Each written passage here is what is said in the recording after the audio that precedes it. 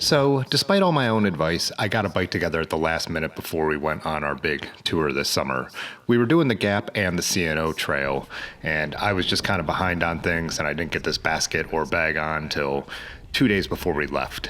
Anyways, we drove our car to Pittsburgh. Our plan was to park there, spend the night, and take the train in the morning. The train's supposed to leave at about 5:20 in the morning, so we figured at least we could get some sleep in this Airbnb and not have to drive through the night. Once we got checked in and settled, we went out for a cruise around the city. We were all a little hungry. We had a list of places we wanted to check out.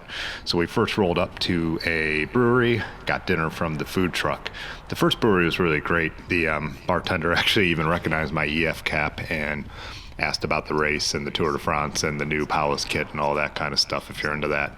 But yeah, Pittsburgh's a great city to ride around.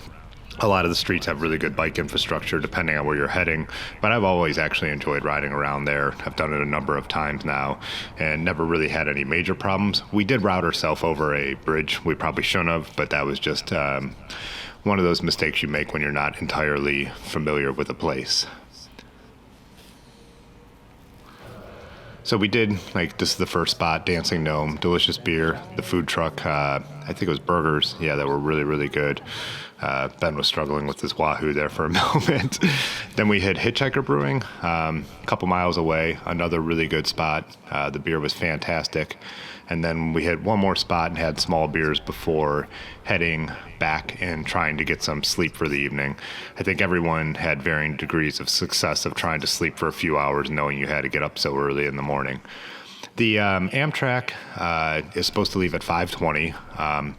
Ours was delayed by about an hour, which is pretty typical, and we had a delay built into our plans. We knew that could happen.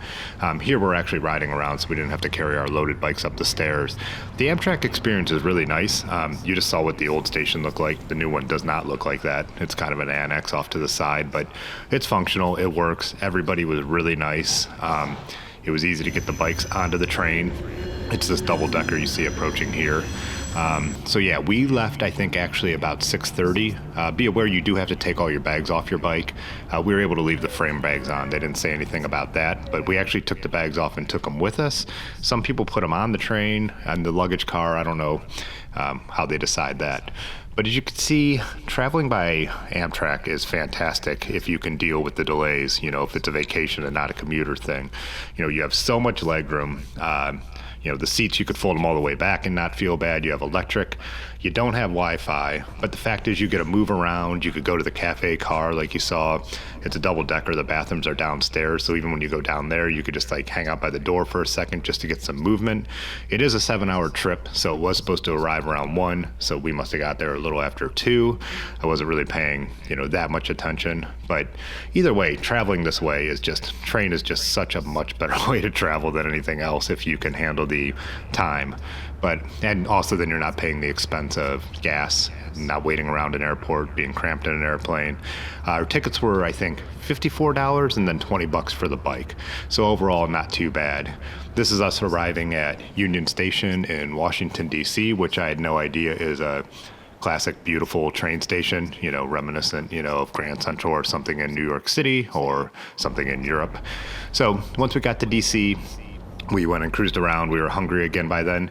Amtrak has food, but the options are, I don't know if it's a COVID-related thing, because I know they're just ramping up since then, but it was mostly microwavable food, so we wanted to get some real food after that.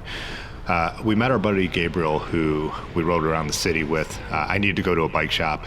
I needed to get an extra inner tube. When I took my bike off the train, it had a flat tire, a staple I must have picked up in Pittsburgh. But DC has the best bike infrastructure of any city I've ever ridden in. As you can see here, lanes down the center with their own dedicated traffic lights. It was just absolutely awesome. So here we are checking out the White House just real quick and then hitting up the bike shop.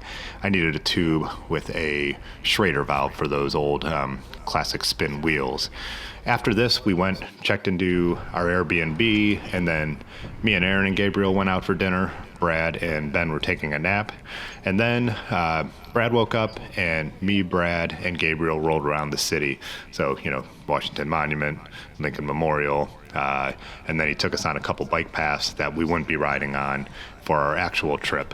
And so this is what I was saying about planning for the delay, we decided to hang out with Gabriel, spend the night in DC. So no matter how late our train had been delayed getting into DC, we wouldn't feel like we were rushed and had to cover a bunch of miles on the first day. This is our vacation. So, being in DC is part of the vacation. Anyways, got some breakfast in the morning. Here we are at mile 0, getting ready to hit the trail, and all that will be in the next video.